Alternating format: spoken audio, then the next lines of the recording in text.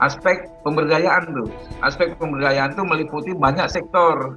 Jadi bukan hanya dia pemberdayaan di sektor digital atau teknis yang dilakukan di dalam ruang komunitas itu. Tapi bagaimana desa itu melalui ruang komunitas, mereka diintervensi sosial soft skill-nya dalam kerangka membangun kapasitas mereka. Mereka diberikan pemahaman tidak hanya digital, tapi mereka diberikan pemahaman bagaimana hak dan tanggung jawab mereka di dalam penyelenggaraan pemerintahan dan pembangunan yang ada di desa. Makanya di situ kita memberikan juga penguatan pemahaman regulasi-regulasi apa yang sebenarnya yang dari dasar di dalam tata kelola pemerintahan atau pembangunan yang ada di desa. Sehingga mereka memiliki pemahaman tuh. Yang kedua, mereka juga diberikan pemahaman berkaitan dengan bagaimana mereka meningkatkan kapasitasnya dalam menjalankan fungsi-fungsi mereka yang mereka jalankan hari ini. Misalkan mereka di desa itu berprofesi sebagai petani.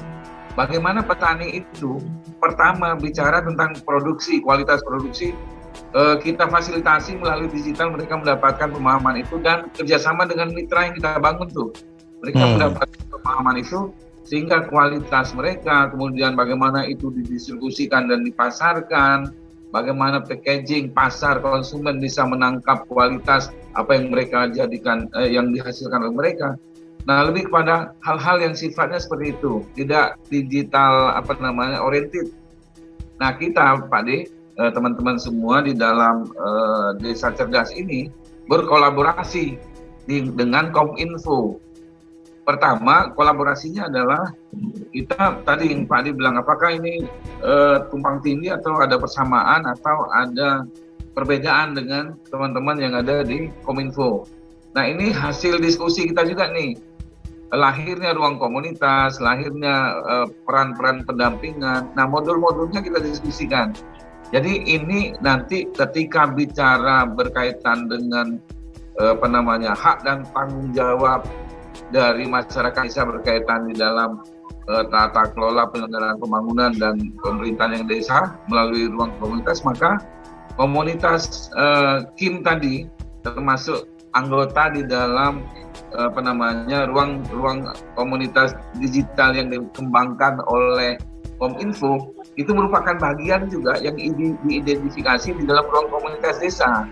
Karena dia bagian-bagian kecil sebenarnya yang ada di desa, yang itu merupakan ekosistem lah di desa itu dalam menjalankan fungsi-fungsinya, membantu juga pemerintah desa untuk mulai yang menjadi potensi yang ada di desa itu. Nah, digital yang dikembangkan oleh Kominfo bagian dari ruang komunitas yang dikembangkan oleh Kementerian Desa, PDD dan Transmigrasi. Sehingga dia tidak tumpang tindih atau overlap, tidak bertentangan dan tidak merupakan istilah orang-orang kita di ini tidak saling rebut lahan.